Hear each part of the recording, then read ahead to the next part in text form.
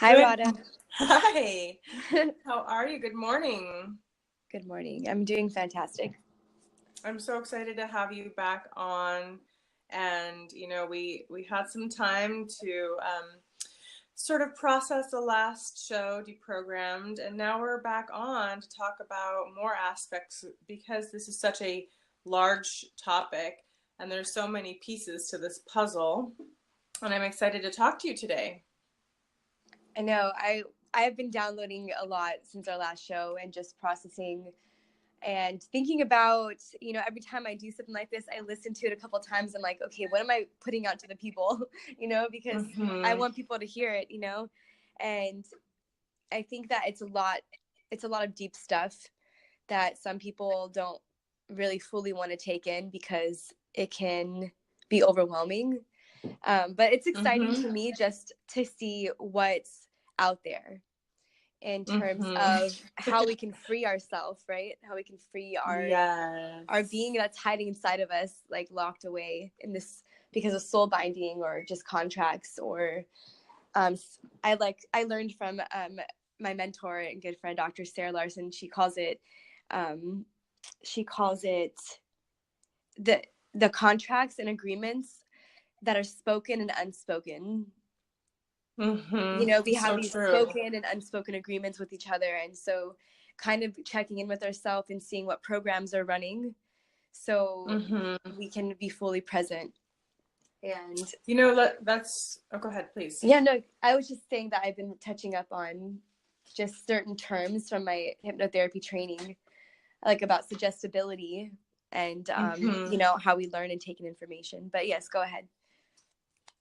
Well, I really think that's important to note that we are always running programs consciously or subconsciously, and that we have also a set of vows, oaths, and commitments that people run consciously or unconsciously, and those are also programs, right? So I just wanted to touch on something because I just did a session yesterday where I worked with a client who had very deep lineage wounding, and everyone has deep lineage wounding.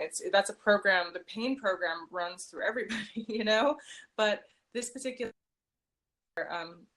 she couldn't get into union or relationship or anything with someone because her mother didn't have good relationships, and then her family members had very tragic relationships, and most of her family is deceased, and so therefore she held on to the pain program for them because she on a beautiful relationship and she had met someone that was really incredible, but because of her program, the program deleted the opportunity, and her loyalty, vows, and commitment was to keep this program running. And sometimes we subconsciously think that we are loving someone or family or people that we feel loyal to by continuing to run toxic programs.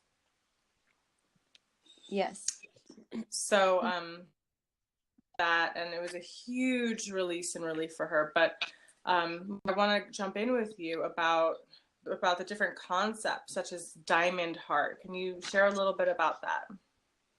Oh, okay. So the diamond heart, what you were just saying about deleting, I wrote down the word delete because I actually too worked with a client yesterday, and we did discuss a little bit about having to delete some old belief systems within the mind because they were literally weighing her down. And when we don't just look at things and kind of learn how to let them go, then they stick to us and bring us down. So so I brought up to you recently about the diamond heart because I listened to Lisa Renee, and I read a lot of different terms on Ascension Glossary. The reason why I read Ascension Glossary is because I have done a lot of research prior to finding this glossary. And when I found it, I was able to make sense of a lot of terms that all relate to the same things. And it was just one place where everything made kind of sense to me. There's a couple things that make me double think my thoughts, but basically it all combines everything I've learned down to the Tree of Life, down to Sophia and Christ energy and the Christ Sophia as one, which I would love to discuss later with you, because I just have so much divine insight from Sophia, which is wisdom.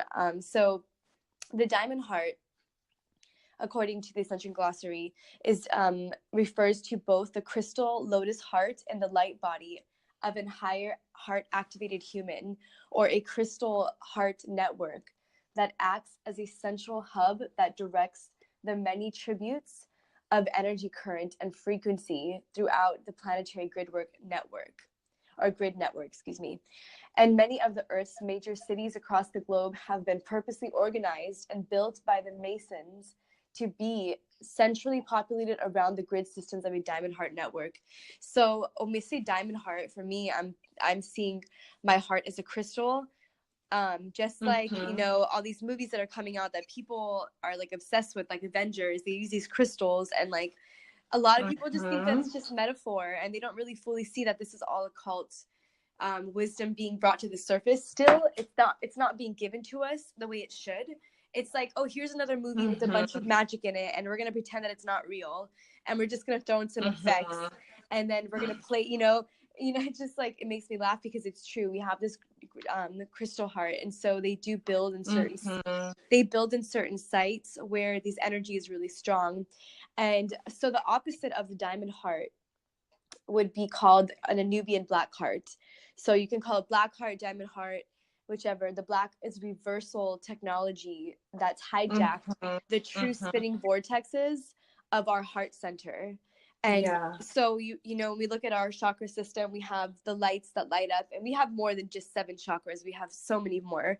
But these are the 7 major ones that we've been taught to give attention to.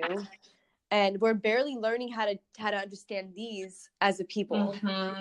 So to understand the reversal of that and the perversions and the programs that have been given to us through what we call like negative alien agenda, or phantom, or like the Akamoth, or which the Akamoth is like I believe it's like the darker end of the Tree of Life, the demiurge and things like that. So I'm trying to say but it, like, that's like my pause to think for a second because it's so much. So it's a lot. The diamond heart, what I'm trying to get people to understand is, once they start learning this information, it's important to bring your focus back to your heart center and back to compassion and understanding, and the wisdom, because once you get information and you learn how magic works, some types of individuals will cause more chaos by what they learn than good. So it's like giving a doctor a knife or a killer a knife, you know, that kind of thing. So it's from that, yeah. No, please, I'd like you to chime in here. Because, well, I think it's so interesting in the concept of the black heart. I feel like a lot, I know that people's hearts have been deeply manipulated, and a lot of false matrix programs have been installed into the heart, because that's the most powerful center of our being. With our heart and our emotions, we can manifest so much. We can manifest the life we want. We can manifest love. We can manifest joy. And so many people have been robbed in their heart chakras. And, you know, I know that I went through that process myself. You know, we talked about before how I went through, you know, programming, and that was one of the places that was attacked, was my heart chakra very early on, because I know my heart was connected to the all that is, and I could feel people around me. I could sense like angelic beings. I was really feeling very peaceful and connected and grounded. And then there was some severe heart trauma that occurred, and severe, and it really did a number on me mentally, emotionally, physically, and spiritually, because it was like, it's almost like, your heart essence is stolen, you know, as a child. And it did cause that. Does it remind you of something like the evil queen that tears the hearts out, the diamond heart, and Once Upon a Time? Like it's right maybe, under our yes, noses. Like I feel just so disrespected, honestly, by the entertainment industry in some ways, like, because it really is the truth. And like Disney's just made movies about it and they just sell it to us. They mock us. They mock us. Yes, you know? that's the word. Right. It's almost like a parody, right? Yeah. So, I mean, this is going on, but they understand that, you know, with our heart, we can do so much when it's open, when it's beautiful, when it's pulsating at a high frequency. And when it's shut down, and I know, because I know what it's like to have my heart completely shut and closed and dark and in pain. And it's like you can't manifest anything but like anger, you know? And it's almost like I'm seeing it's that stuck. I got this like vision of understanding the archangels and what the archangels, the angles of our perception have to do with being illuminated, and what it has to do with the Christ light and the sunlight. Excuse me. So I'm thinking archangels of perception coming down at an angle of light. And this is being fully illuminated and having the Christed energy.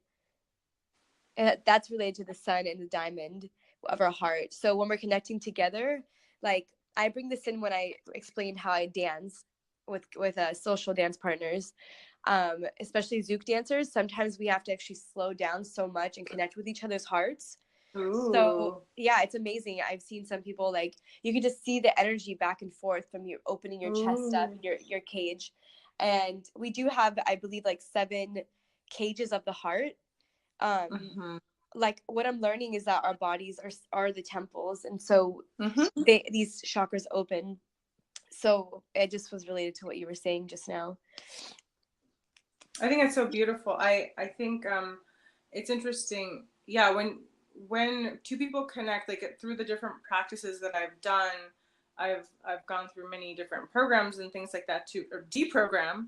And one of them that was so powerful and beautiful was a meditation program through the Art of Living. And, you know, we would sit with each other, across each other, and everyone would sit in 2 rows. And we would just sit in front of each other and just look into each other's eyes. Nothing. We couldn't say anything. We just had to look. And there was this awestruck feeling of like this wonderment that when you look into somebody's eyes and truly connect with them, your heart cannot help but to expand and to be like, this is incredible. There's a human being. And sometimes we get so numb in this world. Like, it's very fast paced. We're used to social media where we don't have much, you know, like the same sort of eye to eye contact. It's a different platform of connecting rather than heart to heart, eye to eye, soul to soul. And actually, I feel like, you know, there isn't like an addiction to like AI or it's a disconnect from the humanity of our being. And it pulls us away from truly allowing our hearts to be held in a real way, to be felt, to be acknowledged, and to connect. And that's the really important part of being a human, is being able to connect heart to heart. And, you know, our heart has a consciousness. All of our glands have consciousness. And it's really funny because as you were talking, I just happened to look over at a notebook that I opened up randomly that I wrote in it. And it says that your consciousness knows what it needs. So your heart consciousness knows what it needs. And your ego is not bad, but your ego plays it safe to protect you. We have chosen to be here, and we get ego hits, and it disconnects us. So personally, it develops from the ego, like the black heart develops from the ego whenever the ego is hit, and it grows bigger for protection. And because the ego thinks it knows better, it thinks it knows, and it seeks revenge, and it seeks to protect you in such a way. And then your heart is open. You know, when it's open, it does so much more for us. Oh, yeah. Just when you look at someone's eyes and you know, like, you can see eye to eye, that's what it means to see eye to eye. And it's beautiful. It's this life-changing experience. Right. It's created to keep us safe, really. But we need to do a lot of shadow work to clean it out, and, you know, the consciousness knows what it needs. Yeah, it's true. And shadow work is so very important to meet our own shadows, you know.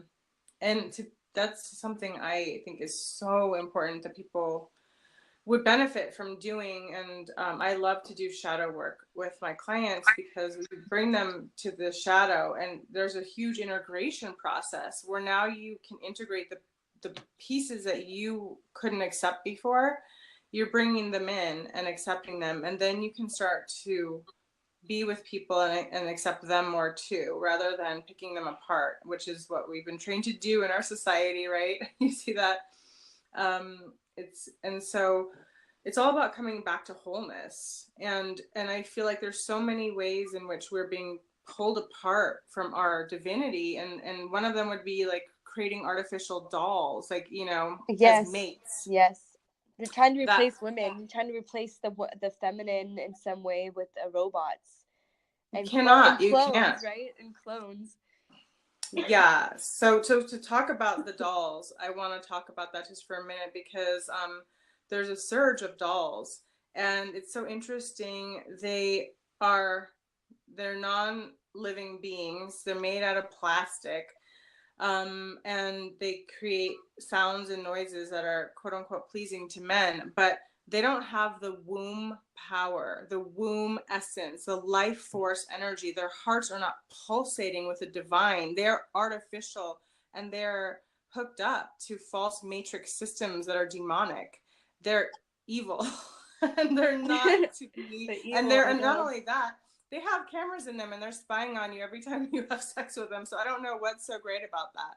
You know, this is for people who are not willing to have a heart-to-heart connection, and they don't realize the damage that it's doing to their heart, and that every time we lose all of our parts, all the parts of God have to be accounted for. So every time we lose someone to the black heart system, we have to do more work, because all parts must be accounted for. So, every part. Mm-hmm. And so when they take when a man is giving their attention to a robot and not with a woman, right?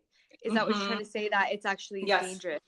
It's toxic. It's dangerous. It's bad for their soul, and it's actually causing a soul crippling de-evolution of their being, where they have an opportunity now in this timeline to ascend to higher realms within themselves, to awaken dormant parts of themselves. They are deactivating themselves. They are harming themselves. This is very toxic, very dangerous, and it is the psychological, mental, emotional, and mostly the spiritual effects of these false matrix dolls that are destroying and destabilizing the divine union between the masculine and the feminine. They are really trying to wipe out the femininity. They've done this throughout history because they are so afraid of the feminine power, because we are pulsing life in our yoni, in our womb. This is where the divine comes together, and there is that connection where literally connecting to source. Well, our womb connection is different too than our heart connection. The heart is with everyone, but this womb connection is with women lately. It's crazy. And it's important for, you know, to connect to something real and not to be codependent on a plastic doll. You know, it's really pulling and seducing the masculine away from their own divinity, and it's leading them down a path where there's no light. There's no light there. It's dark, and it will never illuminate unless they decide to step out of that. But that's, you know, it just makes me sad. It makes me very sad, because these are false traps, you know, and we have to be very vigilant and conscious about where our heart and mind are going, what we give our attention to. So, you know, talk about the black heart. This is, these dolls are co-creating the black heart and the false matrix within men, and they're really destroying their soul on a very it's technology for service to self, which is what creates black heart, because you have to have genuine empathy in order to connect with the force of the love that God is, and the limitless love of which we come from. because we have to remember that, you know, if we have been here and we're not destroyed by now, then obviously Creator has compassion for all of us and all the creatures. And so ultimately, when we have black hearts, we're not connecting to that, our sovereignty and Well, our, no. we think that we're, I mean, we're still playing the victimization role. And there's certain it's really archetypes, right? Sorry, go ahead. Well, I was just thinking about how these dolls are actually connected to the, like it says here, the black magic grid network, the satanic network, that as a man is putting his force into that, it's feeding the false grid, it's feeding that demonic entity. Do you know that through magic they can actually curse certain items that you bring in your home anyway? So yeah, a lot of these things that we have, like I was just actually noticing yesterday, the artificial versus the organic structures of this matrix, and like candles and like incenses and like cloth and clothing. Like I think the importance of having real cloth is there's something there, like having real material, and we're getting all these synthetic things. You know, I've always known since I was little, when I touch something, it didn't feel right to me. Like material, even though I have to wear it, you know, because I'm not like bawling to have material. I think that they've taken things and put name brands on it, and then and we're like talking about the name brands, but we don't understand it's the material behind it. And it's true. sorry, I got off topic a little bit, but no, it is that it's on inorganic topic. structure. Yeah, it's the inorganic structure that I'm talking about.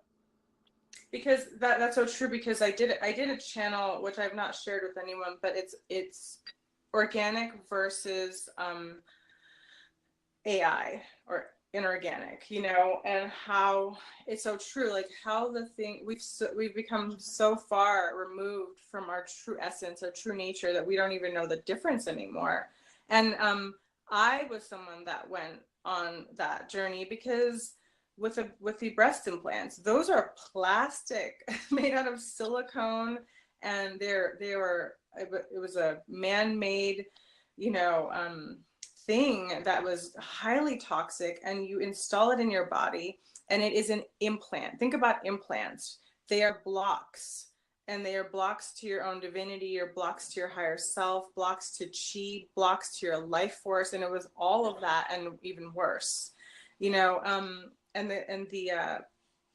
You know, that caused like a huge block in my life, in my soul and in my heart. And all the relationships I manifested were based off of that false block, where the men were seduced by that, or they were attracted to that, you know, but they never saw me. I was never seen. And that's just like the dolls, where they are just manufactured to look a certain way, yet they represent nothing of the real femininity. Can you talk a little bit?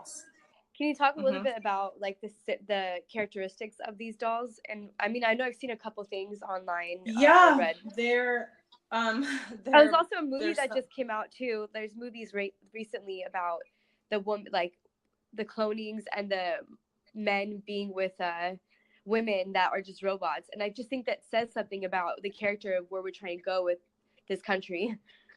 Well, it's because there's a need for separation, and in order to keep the false matrix going, we need to be separate. The men and the women cannot come together in divine union.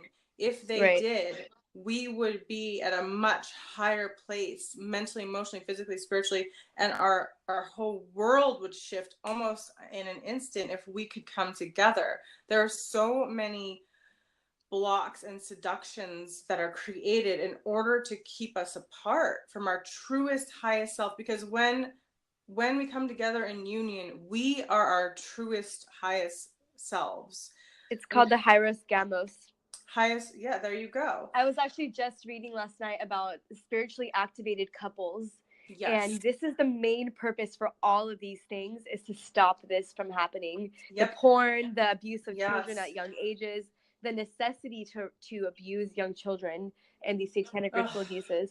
Yeah. Right. Okay. So I know I interrupted you. I really wanted to hear so how you describe regarding them. the dolls. I mean, for me, it's also a personal. I was dating someone from a distance, you know, and we couldn't see each other, and we were very, you know, much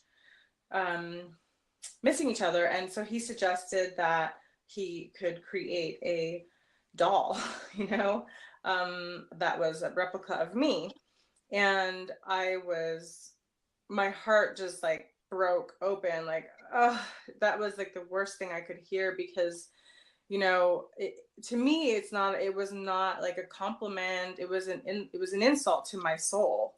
It was an insult to my being. There can never be another me, just like there can never be another you. There's only one. And that's the beauty of longing. That is the beauty of, you know, longing for your divine love, longing, thinking of them. You know, I wouldn't want a replica doll of my beloved. I would not want that. Why would I want that? I want the real divine love. I don't want fake. I don't want second best. I want my true divine love. And, you know, these dolls are created so a guy who has a crush on a celebrity can go create a doll of his favorite celebrity. And it's cutting off his heart chakra. He has no connection anymore to what's real. Now his heart is completely... Wait, so do you think that these dolls, do they speak back to you? They do. Yeah, no, they speak. So they talk. You can, if you have somebody's voice, you can program their voices. They're programmable. So they can, you know, so they can create the same sound that I have. Can I ask you a question? I want to know, because I've done research. I've read a lot about real clones and Hollywood, and that a lot of these, there was a video that Kanye West released just before he went crazy about, it was about it had Trump, it had Kim Kardashian, it had Black China in it. I think it had Taylor Swift. Well, yeah. Cloning is real. Cloning has been going on for a very long time. Right. And so they literally were in the bed together, and this got pulled off at YouTube. And their naked bodies were in bed together. I mean, so it's possible these clones are real. I mean, there's no other way. And I just don't understand how our US government can let a celebrity mock our president that way. And just like, it's just weird. It's all a conspiracy, like playing. I don't want to get too deep into it, but like, it's pretty interesting. I really do think that it's real. Torture is what it is. It's not. Yeah, they lock your soul. Your soul is locked up behind bars, basically, while they play with your body in this dimension. So your spirit body's being tortured, and that's the only way they can really get you to leave your body that way. Or transfer of consciousness, and that's something. I mean, listen, there's so much technology, and I think a lot of people will be like, you guys are going off, but I don't really care, because I created this podcast because I want to go galactic, and that means talking about things that people don't want to talk about, that they're too chicken to talk about. Right. That, you know, that they're like, oh, it's too weird, I can't handle that, I'm going to close my eyes, close my ears, and just pretend like none of this exists, while people are getting hurt. And what it really is it's a crime against humanity. It's really a crime against humanity. No one has the right to steal someone else's soul essence and create a clone of them. That's really a violation. And then to abuse the clone over and over again. And, you know, you're causing soul fragmentation. And there are serious spiritual, you know, effects of this. Like, it's going to cause the original to fracture. And the reason being is because when you are messing with a clone, when there's a replica made of you, and you start to abuse it, or it starts to be abused by these people, it causes severe damage. And these soul fragmentations, because think about it. When I work with people in 7 generations, we carry the trauma of our family, and it comes straight down into your body, into your DNA. What do you think happens when someone's torturing your clone and raping it? You know what I mean? It's the monarch programming. Exactly. That's exactly what it is. Exactly. It's the monarch butterfly. And that it affects your consciousness, even if you don't know it. It affects your Hara line. it is affecting you on such a deep level that you don't even know. And that these traumas are transferable because it's carrying your DNA. You, the person, the original, are also receiving this trauma. And it's really dangerous. It's really toxic, and it's very, very evil. I do not want to have a clone of me. And I don't suggest it for anybody. It's not a good idea. It's ethically horrifying. The replication is going to cause pain because repercussion, right? Repercussion is going to cause pain, and it's just not something that I believe should be done. But that's my, people, if they want to clone themselves, go for it. But I don't think it's healthy. I think it's really toxic, because the problem is the people that are cloning are also the abusers, the handlers, and they are not treating your clone very kindly. Okay, your clone doesn't, quote unquote, have any rights. So what happens to you? The body just keeps getting defiled in a way. And so does your psyche. Even if they're beautiful, they don't necessarily have to destroy your body in order for you to get damage. No, they don't typically. I think it comes in like alien love bites. That word was coined by this woman. Her name's Anna. I can't think of her name, but it's called alien love bite, where they create these relationships between man and woman or whatever. And what happens is that when you guys are constantly fighting, it's like siphoning energy from you. And the alien, it's like a distraction. So the relationship is there to distract you, to cause trauma for you to create, because when you're in trauma, like pain, you actually create more. And that's what a lot of celebrities do. Not celebrities, but like people who create work, like they create it from their suffering. So sometimes it's done purposely to you through we just call it alien technology, but it doesn't mean that I think all aliens are bad. No, there's extraterrestrials here. Some aliens are like just the worms in your body, and it's like anything that's interfering with that's not your organic structure. That's trying to get at you from other angles. You want to protect yourself. This is so important. You want to protect your energy, your life force energy, and your DNA. And I mean, this is a whole nother subject. We could go down the rabbit hole with this, but protect your soul essence, your soul being. You want to protect your sacredness. Let me say that again. You want to protect your sacredness. It doesn't matter what has happened to you. It does matter, but it doesn't matter. What matters is that you decide, I am choosing the path of the sacred now. We've all had experiences that were deeply painful, or you could say they were not sacred, or they were the opposite of sacred. But what are you choosing now? And for me personally, I am choosing the path of the sacred. I am choosing that, because that is what I am about. I may have gone in circles, but I've come full circle, and I'm back to my truest calling, because part of that is healing those black heart wounds, and choosing to have the diamond heart. And that's really, I think that's why I got called to work with the goddesses like Kuan Yin, and that's why I did this series of workshops, the heart chakra healing. I share and with people what I feel like I really needed for myself. Like I needed a heart chakra healing, so I learned about heart chakra healing. I share heart chakra healing because I can see how much people are needing their hearts to be tended to. Our hearts are our number one power source, and we need to get our hearts in order again. It doesn't matter, what's inside of it right now is important, but we need to start the clearing process, because this is how we can take in these codes, right? We take in the codes when our heart is open to receive them. Otherwise, the codes are coming in, but we're not able to receive them if our hearts are totally blocked, right? Yep, I agree with you. I agree with you on all of that. So is there anything else you'd like to share? Like what else would you like to share before we say goodbye? Can we just not say goodbye? Well, yeah. Yeah, and let's not say goodbye.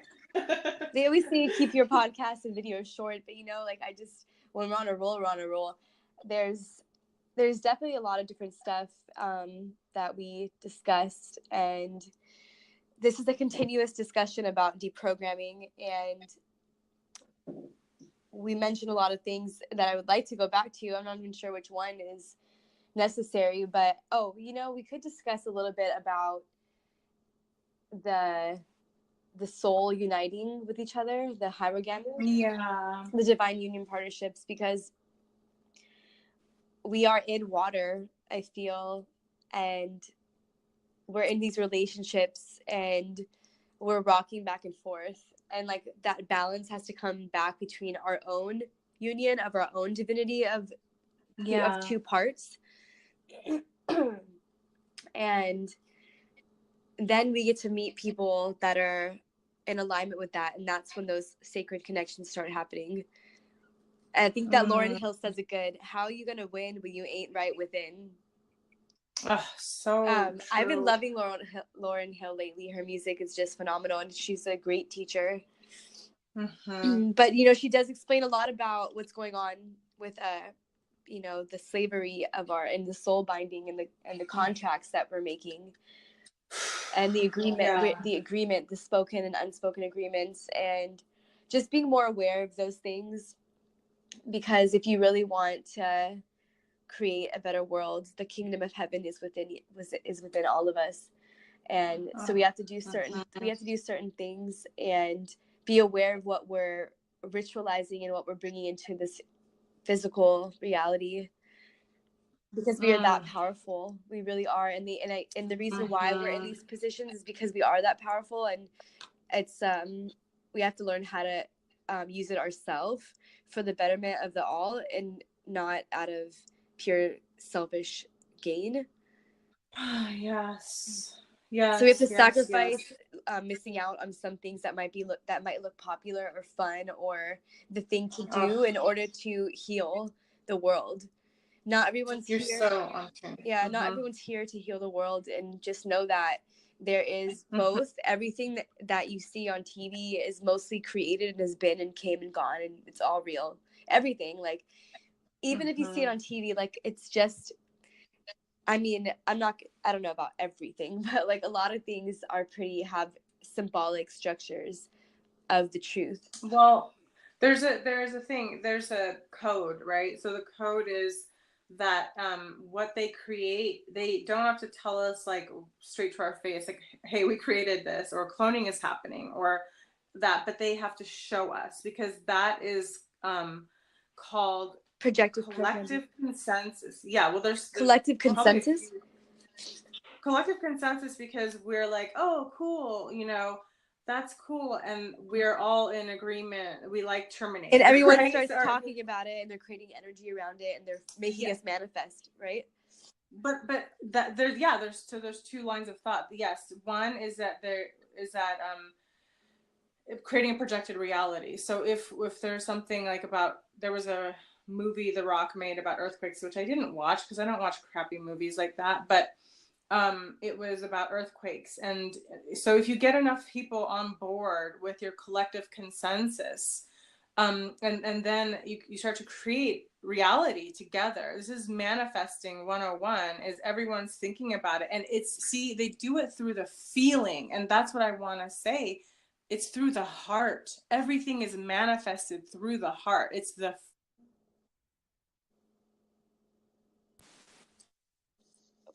you just broke up. Can you say that again? I'm sorry, I just got a phone call.